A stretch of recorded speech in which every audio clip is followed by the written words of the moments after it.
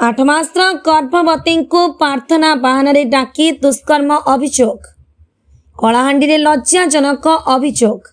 8 मासर गर्भवती महिला को प्रार्थना करने बाहाना डाकी दुष्कर्म करिथिबा नै जड़े पास्टर विरोध में संगीन अभियोग होईछि। एने भवानीपाटना सदर थाना लिखित अभियोग पर पुलिस मामला रुजु करी तदंत आरंभ करिछि। कलाहांडी जिला भवानीपाटना सदर थाना अंचल आसीछि एइभଳି संगीन अभियोग।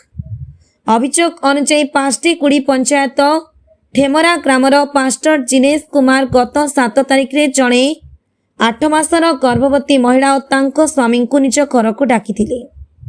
पीड़ितांक अभियोग अनुसार तांको स्वामी को मद पियाइबा परे प्रार्थना करिबा बहाना महिला को एक कोठरी को नहीं जाइथिले।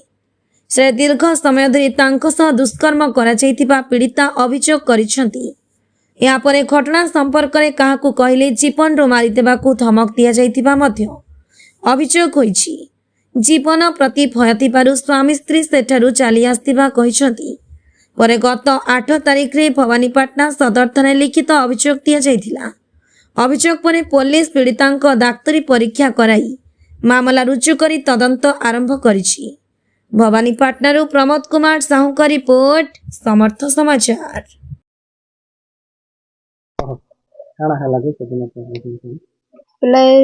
से गोटे पास्टर थिला पास्टी कुड़ी ठेमरा घर तार ना जिनेश कुमार। तो से मोर स्वामी के बार बार कॉल कलार कहला कि तोर कनियार पेटे दाग अच्छे आरो देवी देवता मैंने एमती पावन नाशन कर दीछ प्रार्थना करी देवी आस 3 दिन थीबो बोली कहला। तो 7 तारिख दिन आम गलु शुक्रवार दिन। तो गला शुक्रवार दिन भल से थी न आरो शनिवार दिन ताकर पड़ोसी घरे गोटे कुसिया हैला। तो 1 बजा न 4 बजा तक मोर स्वामी के मद पानी पिए देला आरो ताके मते काना देथिला केनता सेटा तो मने जानि से सेंस आउट हिरी पड़ी गल बेले ताके आनला आर सोई देला खटे न। तो से सोई थिला।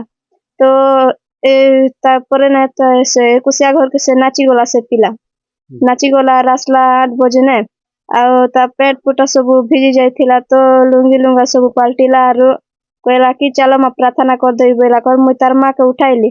तो उठाइला कर तार मां कहला कि 2 लोग संगे जहा बोली कहला। तो मुई कहली कि तमे भी संगे चलो गो बोला कर तार मां एकता के मना कर देला। नहीं से तार पिला मना कर देला नहीं माता मैंने जहा मैं बह के गोटे के प्रार्थना कर दे बोला आर भीतर नेला आरो काना कर देला जो मोर किछु सोर नहीं आसे सेतकी बेले ना आर जबरदस्ती सेतकी बेले मोबाइल भी मोरटा फिकी देला। सेतकी बेले लाइट जलाली से घर अंधार थिला।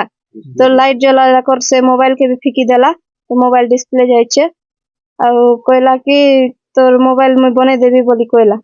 तो हां बोली कहली आर मैं थिली। तो 2-3टा प्रार्थना कर देला तापरे ना जबरदस्ती करी पकाइला सर आ की बेले ना तार से देवी देवता से ईटा मन के देखे नेला और बंदूक फंदूक भी देखे थिला सर। कितने मास गर्भवती আছে তোমার? 8 मास चलছে। 8 मास। हां তারপর তো কিছু भी বয় नहीं हला भी काम कर दिए। नहीं मुको न्याय दरकार।